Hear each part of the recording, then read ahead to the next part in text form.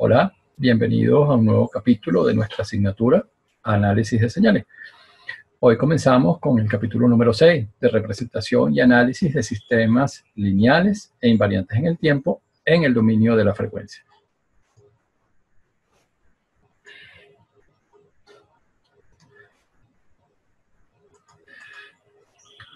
Entonces los puntos que vamos a ir desarrollando en este sexto capítulo son los siguientes, ¿no? El primero de ellos, vamos a definir lo que es el modelo matemático que utilizaremos para representar el sistema LTI en el dominio de la frecuencia, que es la que se conoce como la función de respuesta en frecuencia. Entonces la función de respuesta en frecuencia es una función de variable compleja que vamos a representar en forma exponencial o polar. Por lo tanto, es importante considerar los aspectos de su magnitud y fase. En base a la magnitud de la función de respuesta en frecuencia, nosotros vamos a poder clasificar los sistemas, sobre todo en su capacidad de filtraje, ¿no? Entonces aquí la clasificación va a consistir en esa selectividad que tienen los sistemas de dejar pasar las frecuencias bajas, las altas, una banda de paso o eliminar una banda. ¿Okay? A eso nos referimos con la clasificación de los sistemas en base a su respuesta frecuencial. ¿Okay? Posteriormente vamos a tratar el concepto de ancho de banda, ¿okay? Esa banda frecuencial donde el sistema concentra su mayor potencia, ¿no? Es la banda útil, ¿okay? para trabajar con un sistema. Y finalmente, la herramienta de análisis que vamos a utilizar en este capítulo, en el dominio frecuencial, que se conoce como la fórmula sinusoidal de estado estacionario. ¿Okay? Entonces, bueno, vamos a comenzar con el primer punto, para hallar este modelo que va a representar el sistema en el dominio de la frecuencia, ¿no? Que se conoce como respuesta en frecuencia, función respuesta en frecuencia. Entonces, para eso partimos de un sistema lineal e invariante en el tiempo. Ese sistema está modelado por su respuesta al impulso, se le aplica una entrada VDT y él tiene en su salida una respuesta YDT. Entonces, así como cuando obtuvimos este modelo, respuesta al impulso, aplicamos como entrada de prueba un impulso unitario, un delta de Dirac, la entrada de prueba en el dominio de la frecuencia es una exponencial compleja.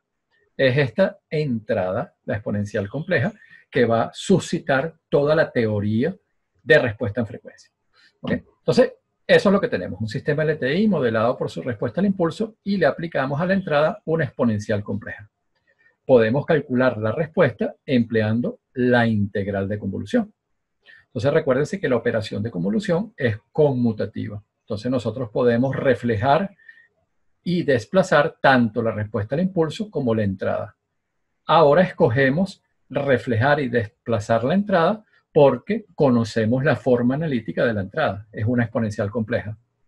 ¿Okay? Entonces podemos manipular ese término en nuestra integral de convolución. ¿Okay? Entonces reemplazamos por la entrada la exponencial compleja. Por propiedades de potencia podemos separar en dos exponenciales, una que depende del tiempo y la otra que depende de tau, que es la variable de integración. La que depende del tiempo es una constante para los efectos de la integral, podemos extraerla. Entonces, al final, cuando analizamos la expresión de la salida que obtuvimos, ¿okay? Nos damos cuenta que hay dos términos. ¿Okay? El primero, que es la propia entrada que aplicamos, la exponencial compleja, y el segundo, que depende del sistema. Digo el sistema porque la respuesta al impulso es un modelo matemático del sistema. Entonces tenemos que la salida depende de la entrada y del sistema. Ok, entonces vamos a seguir avanzando en nuestro análisis.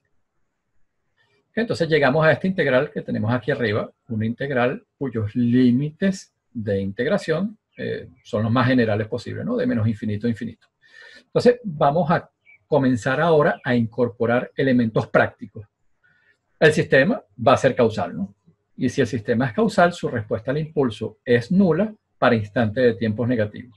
Esto nos va a permitir modificar el límite inferior de la integral, ¿no? Ya no vamos a tener necesidad de colocar aquí menos infinito, podemos arrancar desde cero. La segunda consideración práctica es que el sistema es estable. Entonces, eso lo podemos reflejar diciendo que cuando el tiempo tiende a infinito, la respuesta al impulso está convergiendo, está tendiendo asintóticamente hacia cero. ¿Okay? Esto es equivalente a utilizar el otro criterio, ¿no? que mencionamos en su momento, el de que la respuesta al impulso era absolutamente integrable. ¿Okay? Entonces son maneras, maneras análogas de referirse a la estabilidad del sistema. Entonces lo importante de asegurar estabilidad es que el sistema va a ofrecernos una respuesta en régimen permanente, en régimen de estado estacionario, ya que al ser el sistema estable, la salida no va a crecer sin control. Entonces vamos a tener una respuesta de estado estacionario. Entonces, la salida que estamos obteniendo aquí ante la entrada exponencial compleja es una salida en estado estacionario. Y por eso colocamos este doble subíndice, ¿no? SS. ¿Ok? Entonces, ahora la expresión original, ¿ok?, que habíamos obtenido, esta que está aquí arriba, luego de incorporar estabilidad, ¿ok?, estamos en régimen permanente, y causalidad, el límite inferior arranca en cero, bueno, es esta integral. Cuando la analizamos, o esta expresión matemática, ella es equivalente. Déjame borrar todo esto. Ella es equivalente, ¿okay?, aquí la tenemos, a escribir la exponencial por algo que depende del sistema. ¿Okay?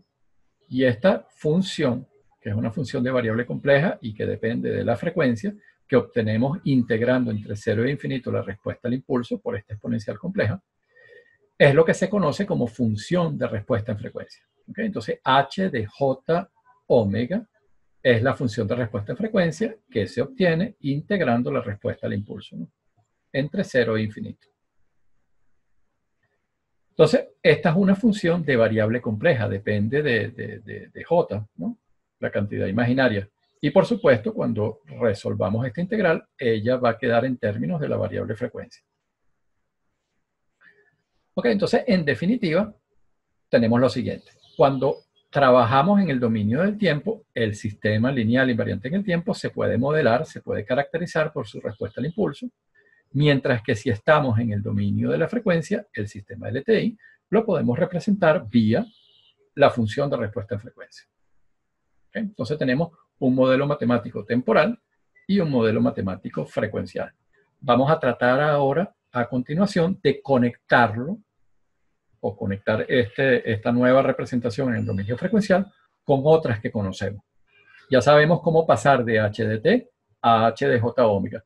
Pero ¿qué pasa si el sistema LTI está descrito por la ecuación diferencial? O el sistema LTI está descrito por la función de transferencia en S, en Laplace. Bueno, vamos a ver eso. ¿Cómo pasamos de estos otros dominios de representación o de estos otros modelos de representación al modelo respuesta en frecuencia?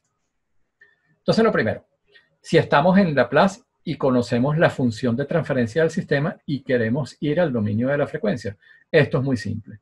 La variable S la reemplazamos por j omega. Aquí tenemos un ejemplo sencillo, un sistema de primer orden, 2S entre S más 3, estamos en S, en el dominio de Laplace, queremos ir a la frecuencia, bueno, la S la reemplazamos por j omega. Y ya estamos en el dominio frecuencial. Ahora bien, si estamos en el tiempo y el modelo matemático es la ecuación diferencial, ¿okay?, una ecuación diferencial que relaciona la entrada u de t con la salida y de t, y queremos trasladarnos al dominio frecuencial, bueno, lo que hacemos es recordar la teoría. ¿Qué es lo que hemos obtenido? Bueno, lo que hemos obtenido es que si aplicamos una entrada exponencial compleja, la salida es esa exponencial por la función de respuesta en frecuencia. Ok, entonces tomamos un término genérico en la ecuación diferencial del lado de la entrada, un numerito real por la derivada iésima con respecto del tiempo de la entrada, y tomamos también un término genérico, ¿okay?, de la ecuación diferencial, pero del lado de la salida. ¿Okay? Entonces va a ser un numerito a sub i por la derivada iésima con respecto del tiempo de la salida. Okay, entonces cuando la entrada es la exponencial compleja y derivamos aquí, bueno, nos va a quedar este término, ¿no?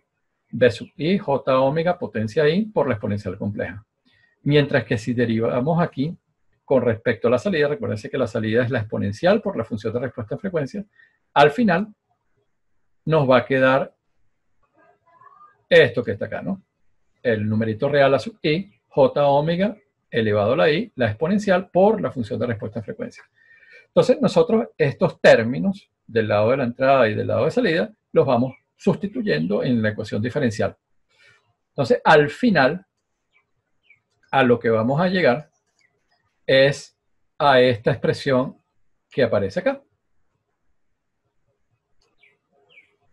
Entonces, vamos a tener una suma de potencias de j omega multiplicadas por los coeficientes b sub i del lado de la entrada, esto desde 0 hasta m, mientras que en el denominador vamos a tener j omega a la n más un conjunto aquí de términos de potencias de j omega multiplicadas por a sub i. Si nosotros desarrollamos las dos sumas, la que aparece en el numerador y en el denominador, podemos llegar a esta expresión que está acá. Entonces nos damos cuenta que la función de respuesta en frecuencia es una función racional, ¿no? Es un cociente de polinomio cuya variable es j omega. Entonces, este es el camino. Si quisiéramos obtener la función de respuesta en frecuencia, si conocemos la ecuación diferencial como modelo temporal del sistema LTI. Ahora bien, ustedes se darán cuenta que esto es un poquito engorroso. Es más sencillo simplemente obtener la función de transferencia y reemplazar S por J omega. ¿Okay? Obtener la función de transferencia asociada con la ecuación diferencial. ¿Okay? Entonces, fíjense que ambos caminos coinciden. ¿Okay? Entonces, vamos a parar aquí la presentación. Entonces, bueno, con esto terminamos esta primera parte de cómo obtener la función de respuesta a frecuencia. Todavía no vamos a analizar la función de respuesta a frecuencia ni qué podemos hacer con ella. Lo que sabemos es que si nos dan la respuesta al impulso para describir el sistema LTI, podemos ir al dominio frecuencial, hallar la función de respuesta a frecuencia. De igual forma, si conocemos los otros modelos, ecuación diferencial o función de transferencia, podemos ir al dominio frecuencial y calcular la función de respuesta en frecuencia. Es decir, que independientemente del modelo de representación, nosotros ya sabemos cómo obtener h de j omega. ¿Okay? Entonces, en las siguientes sesiones vamos a desarrollar más este modelo de representación frecuencial. Entonces, les agradezco su atención. Que tengan un excelente día.